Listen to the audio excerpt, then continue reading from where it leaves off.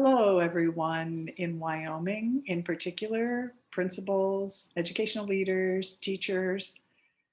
I'm Sharon Vaughn. I'm a professor at the University of Texas at Austin, and I'm also the executive director of the Meadows Center for Preventing Educational Risk. And if you have a little extra time, who has extra time? But if you do, take a look at our website, which is www.meadowscenter.org. I would like to introduce to you today the topic of multi-tiered systems of support, also referred to as MTSS. And prior to MTSS, we often refer to it as response to intervention, or RTI. And I want to introduce to you some of the important features of MTSS, or RTI, particularly related to the structures and practices that need to be in place for MTSS to be implemented successfully. I know that you in Wyoming are doing a marvelous job aiming to improve literacy outcomes for all of the students in your schools, particularly beginning readers. And I just really want to take a minute and applaud all of your efforts and the incredible steps you've taken to identify research-based and scientific practices about beginning reading instruction and really jump-starting those in the schools. So MTSS really provides the architecture or framework for you to implement these practices. And one way to think about MTSS is really as a prevention model, much like the way prevention science occurs in the health industry. So for example, we really try to put in place all kinds of screenings around health issues.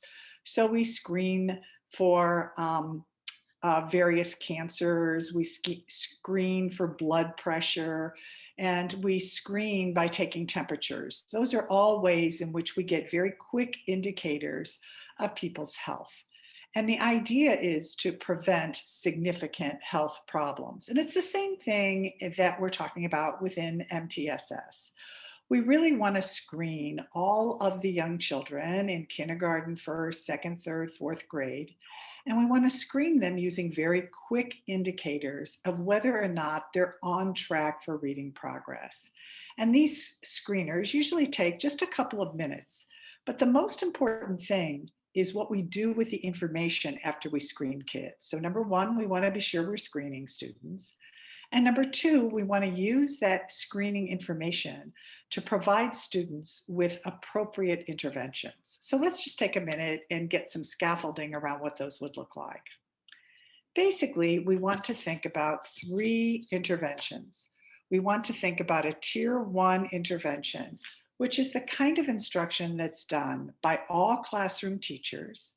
It's scientifically based, and it's differentiated to meet the needs of students in their class. So this tier 1 classroom instruction really serves as the building block for preventing any reading problems.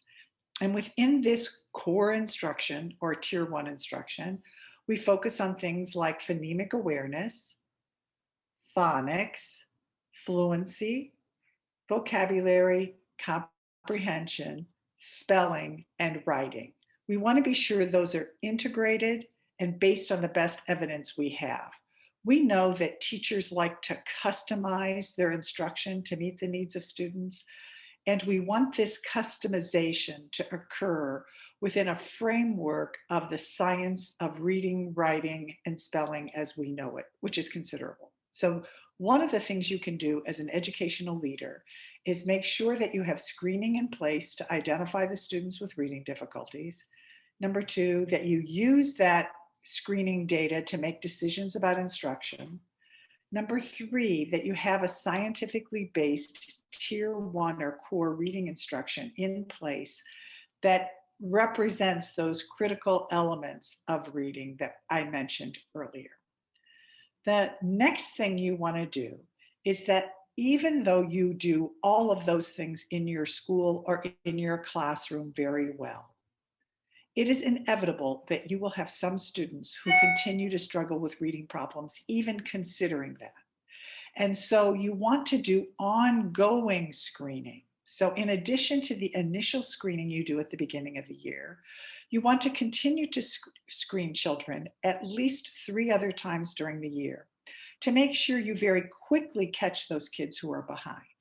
And the reason you want to do that is that for those students for whom this evidence-based Tier 1 instruction is not as successful as we would like, you want to put into place, in addition to Tier 1, in other words, supplementing, not supplanting the Tier 1 instruction, you want to put in place a Tier 2 intervention that provides very directive, responsive, and positioned instruction for students with reading difficulties. This Tier 2 instruction often takes place for 20 to 30 minutes a day, a minimum of 4 days a week. Usually it occurs in small groups of about 3 to 5 students, and it focuses very specifically on the needs of the student based on the screening and progress monitoring data in place. And so the purpose of this Tier 2 supplemental instruction is to assure that the specific needs of the students who are at risk or demonstrating reading difficulties is met in addition to the core instruction that takes place. While students are participating in this Tier 2 supplemental intervention, it's extremely important that we provide ongoing progress monitoring for these students. This ongoing progress monitoring is provided at least once every 2 weeks, takes a minute or two to do, frequently relies on word reading or connected text reading, what we think of as oral reading fluency. And this data tells us whether students are making the progress we would expect.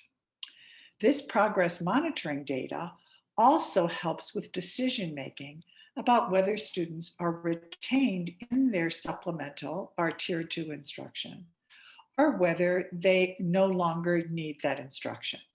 So approximately every 10 weeks, we look at the ongoing progress monitoring data of students, and we determine whether they are making adequate progress and no longer need Tier 2 or supplemental instruction.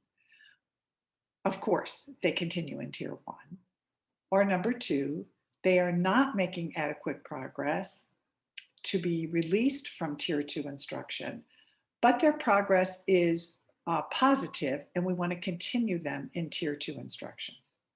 A third option is that for some students who have been in Tier 2 instruction for more than 10 weeks, I usually like to wait at least 20 weeks. So that would be like 2 10-week cycles. And if these students' progress is inadequate in Tier 2 or is demonstratively lower than expected, consider placing them in a Tier 3 more intensive intervention. What's the difference between Tier 2 and Tier 3? The difference is primarily that in Tier 2, students typically are in larger groups, maybe group sizes of 5. They typically have a shorter period of time, about 20 to 30 minutes a day, 4 times a week. And they typically have what we would think of as a standardized research-based or evidence-based approach. By standardized, I mean this approach is documented and it's pretty prescriptive, and the interventionist teacher or teacher designee is providing it according to the specified research-based program. Students who are not successful in that approach and are provided a Tier 3 intervention usually get this more intensive intervention. This intensive intervention could be smaller groups, 2 to 3 students, could be longer, 30 to 35 minutes a day, 4 to 5 days a week, and is more customized to respond to the instructional needs of students. So we consider why it is that students are not making the expected progress, and we adjust the instruction accordingly. Again, I think it's important to note that throughout this process, students are continuing to participate in a research-based or scientific Tier 1 instruction. So what we've talked about with respect to the structure and practices of MTSS is that all students are screened at least a couple of times a year. This screening data is used to determine whether students are making adequate progress in Tier 1. If they are not, students have available a more standardized Tier 2 or supplemental intervention. When students have received this supplemental intervention for approximately 10 to 20 weeks, I usually like to give them a little more time, especially when they're younger students, like 20 weeks, and their progress is less than expected, then we would consider a more intensive intervention, what we think of as a Tier 3 intervention. This intensive intervention is customized to respond to their needs, is typically longer, and often is provided in smaller groups. It's also possible that this more intensive intervention is provided by a specialist, like a reading specialist or a special education teacher. I would like to say that educators, instructional leaders, principals, you play a critical role in determining whether MTSS is successful and whether these scaffolds and practices are in place in your school. I have every confidence that if you implement these practices, you will demonstrate both improved outcomes for the students and the satisfaction of knowing that you are doing everything you can with respect to prevention science to improve reading outcomes for your students. Thank you. And remember, if you get a minute, go to our website, www.meadowcenter.org. Bye-bye.